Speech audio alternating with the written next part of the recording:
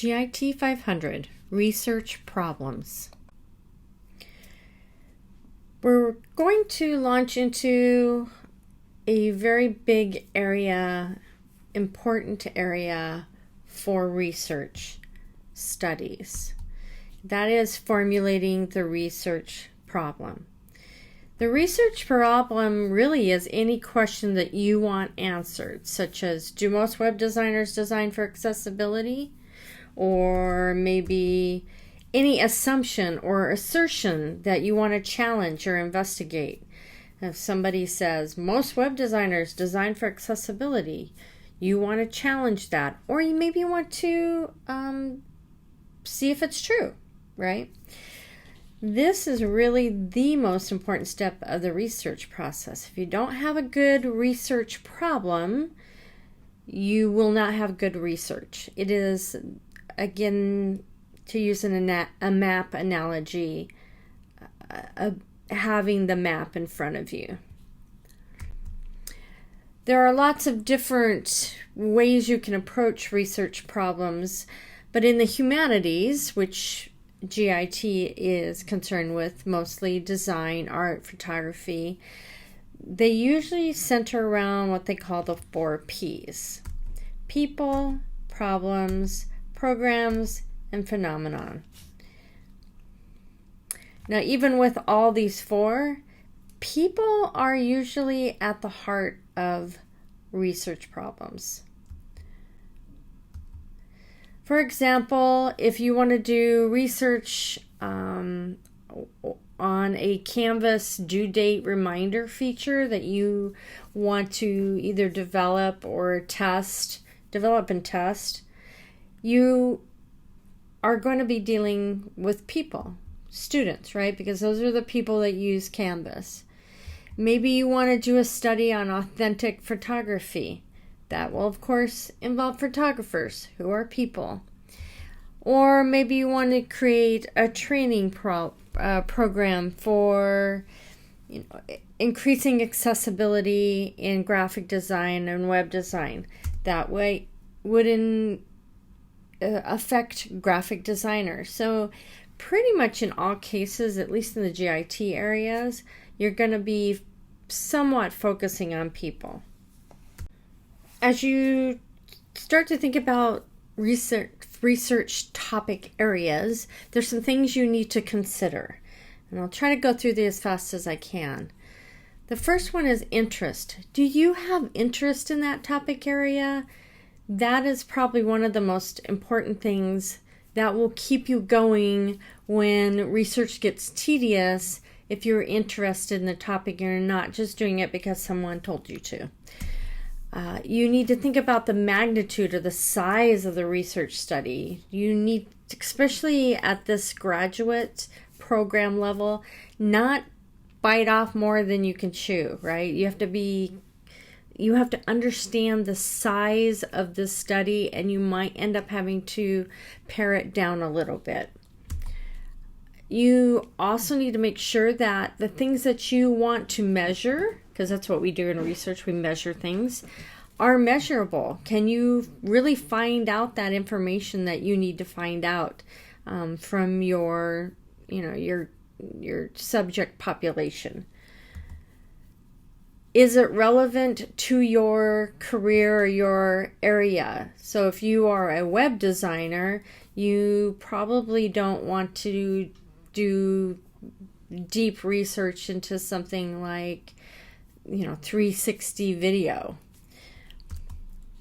Is the data that you need to use to answer your research problem available? Is it either in a database, or do you have access to the people that you need to ask questions from? That sort of thing. Of course, we have ethical issues. Are you involving minors? So are you going to have to go through IRB? Are you going, that's going to take longer. So you got to think about that. And the last thing is just, do you have that level of expertise in that area, or can you learn enough to be able to carry off the research? Here are the basic steps of creating a research problem. The first thing is, of course, you have to identify that broad area that you want to study. You take that broad area and you split it out into sub-areas or subtopics. From there, once you've sort of figured out sub-areas, which you might split into 2 or 3 levels actually, you would say, yeah, these are not very interesting, but maybe these 3 areas are interesting to me. And then you would select one of those areas and develop some questions about what is it that you want to find out about that area, or what is it that you want to test. From there, you figure out what your objectives are. And objectives are just the things that you want to do. You want to determine, identify, create, that kind of thing. We'll talk more about that in a minute. And then you have to figure out if those objectives will actually deliver the type of information that you need to answer a research question. You double check that and make sure that, again, you're not thinking about collecting data that you don't really need. And that gets you finally to your research problem. So we'll go through all these in more depth. Step 1, the best way to figure out what that broad area is to brainstorm. Broad area and sub areas is to brainstorm. And mind mapping is a great way to do this. And I will talk about this at the end of this presentation. You need to form these objectives. And objectives are basically, there's 2 sets of objectives really. There's the main goal of your study objectives, the thing that you want to do or find out. This is really the overarching goal for your entire study. Then you create sub-objectives, and we also call them usually just objectives. And those are basically, how are you going to address that main research problem? How are you going to get to that main objective for your research? These are written either as statements, which we call research objectives, or questions, which we call research questions. When you do write these, as an aside, make sure you number them in your research report, because when you write up your research in a report, you usually have to refer back to your objectives, and it's much more useful if you've numbered them. When writing research objectives and questions, there are a few things that you need to keep in mind that are pretty important. One is that research objectives are written as statements. They are written with what we call action verbs, like the ones listed here: identify, describe, discover, and so on. These are things that can be done and measured. Words like understand, learn, those cannot really be measured. You can't really measure how much someone understands something. You can't really even measure how much they learn about something.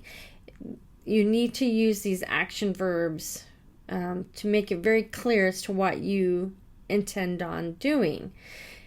For more action verbs, all you have to do is go online and search for research objective action verbs, and you'll find a lot more in the different levels that there are available.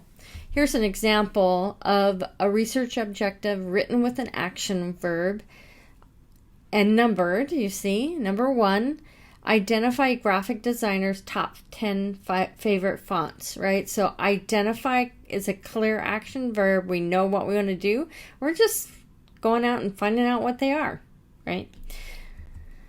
Research questions, on the other hand, are written as questions with question marks.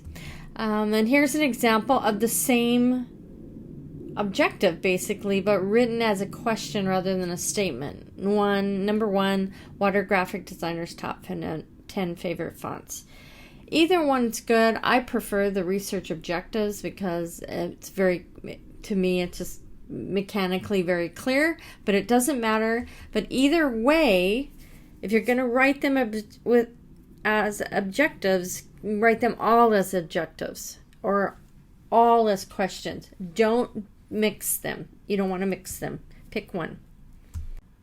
Another very important part of forming a research problem is thinking about the people that are going to be involved.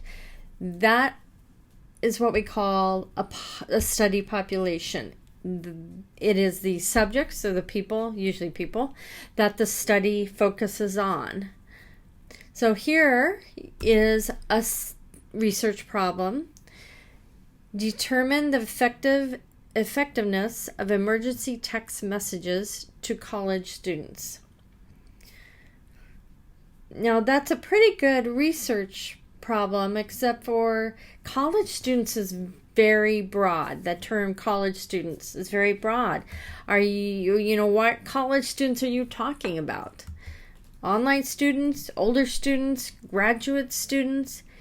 When writing a research problem, it is very important to be very specific about your study population. In the way it's written here, it means all college students everywhere in the world, right? It's just college students. That's a huge population, very hard to manage, and you won't get a nice focused answer. Better would be something like this. Determine the effectiveness of emergency text messages to campus undergraduate college students in Arizona. Now we have a very concentrated, specific group of students rather than all the students in the whole world. All right, earlier I talked about mind mapping as a great way to start brainstorming on what topic that you want to write on or you want to study. I'm using creative writing here as an example. It's not really GIT, but it's something that I'm interested in. I'm a writer, and it should get the idea across to you. So with mind mapping, you start with a broad topic. This is what we call level 1. So my level 1 broad topic is creative writing. Then you break your level 1 topic up into subtopics, and it can be as many subtopics as you want. Here I have 4 subtopics. Those are my level 2 subtopics. And then I keep splitting those subtopics into more specific subtopics, into levels 3 and more. So here you can see, particularly on like creative writing, fiction, novels, I go into, young lit and contemporary lit, and then go on to some different areas. So this really kind of is just my opportunity to branch out and think of everything I could put on there. I could have put a lot more on here. I just wouldn't be able to fit it on the screen.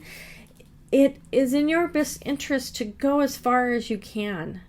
Until you start going out in the weeds, but it will really help you focus on an area much better than if you just do 1 or 2 levels. 3 or more are much better, and again, the more you sort of put into it, the more you'll get out of it.